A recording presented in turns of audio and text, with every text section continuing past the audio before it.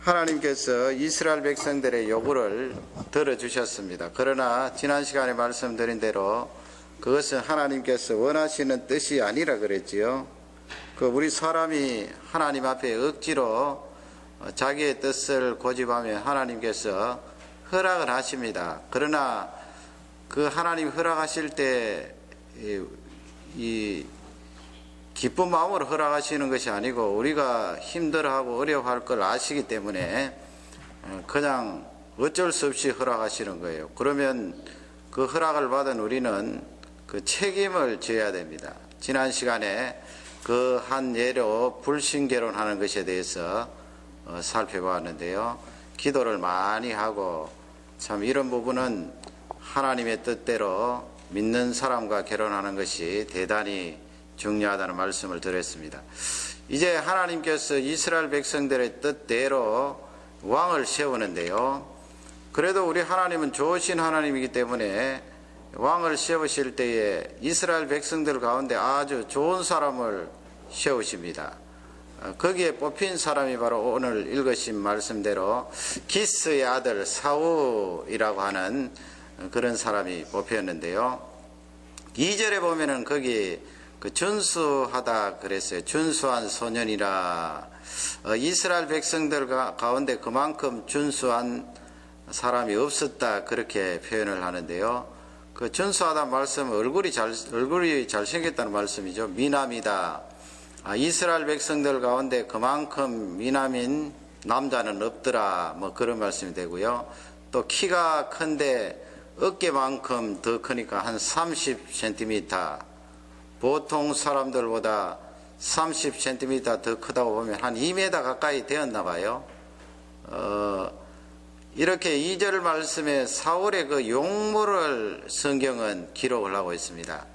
또 용모에 대해서 열등감을 느끼는 사람은 이런 2절 같은 본문을 보면서 열등감을 더 느낍니다. 왜냐하면 하나님께서 이스라엘의 첫 번째 임금님으로 사울을 뽑으실 때에 얼굴이 잘생기고 또 키가 훤출하게 큰 그런 사람을 뽑으셨구나. 나는 뭔가 이렇게 나가는데요. 성경은 이 외모를 보고 하나님께서 이스라엘 왕으로 사울을 뽑으셨다. 전혀 그 말씀을 하지 않습니다. 그렇게 적용하면 내가 성경을 엉터리로 적용한 거예요. 그냥 2절 말씀은 사울 임금님 왕이 되기 전에 있었던 그대로를 기록한 거예요. 그것도 뭐 기록 못합니까 성경이. 저 사람 키가 얼마나 되고 또 뭐 인물이 좋았더라 그 말이지. 뭐 하나님께서 인물 좋고 키 커서 사울을 이스라엘 왕으로 뽑으셨다 그 말씀이 아니에요. 성경 말씀을 잘 읽고 엉뚱하게 적용해서는 되지 않습니다. 사실은 이 9장이 사울이 임금 될 만한 그런 자질이 이스라엘 백성들 가운데 있었어요. 그래서 하나님께서 뽑으신 거지요. 하나님께서 하나님 뜻이 아니라고 에라 모르겠다. 너 이스라엘 백성들 너 마음대로 왕을 세우려고 하니까 한번 골탕 먹어봐라. 그렇게 하면서 이스라엘 백성들 가운데 제일 못한 사람 뽑으신 거 아니에요. 우리 하나님 그러신 하나님 아니에요. 하나님께서 이 원래 용모도 안 보시는데 이 용모도 기록해 놓은 거 보니까 일대 왕을 뽑으신 때 아주 가려내어서 정성을 다하여서 너희들이 원했던 뜻이지만은 내가 선처를 했다 그런 말씀이에요. 그러니 우리 하나님이 얼마나 좋으신 하나님이에요. 세 가지로 살펴보기를 원합니다. 사울이 이스라엘의 첫 번째 왕이 될 만한 그런 내적인 자질이 있어요. 여러분 이 내용을 보면서 우리가 이 결혼할 때 배우자라든지 또 이 세상에 나가서 친구를 사귈 때든지 이 사람을 보는 안목을 키울 수가 있어요. 하나님께서 여러한 관점으로 사울을 뽑으셨기 때문에 우리도 이러한 관점을 가지고 사회생활을 하고 이 사람을 보는 것이 대단히 중요하답니다. 첫째는 무엇입니까? 첫째는 부모님에 대한 태도예요. 부모님에 대한 태도가 사울이 나빴다 그런 말씀이 아니겠죠. 부모님에 대한 태도가 아주 좋았어요. 그러기에 하나님께서 이 사울을 일대왕으로 뽑으셨지요.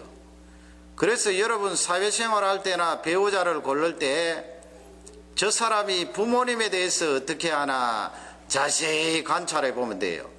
부모님에 대해서 어떤 말을 하나, 부모님에 대해서 어떻게 순종하나, 부모님에 대해서 어떻게 대우를 하나.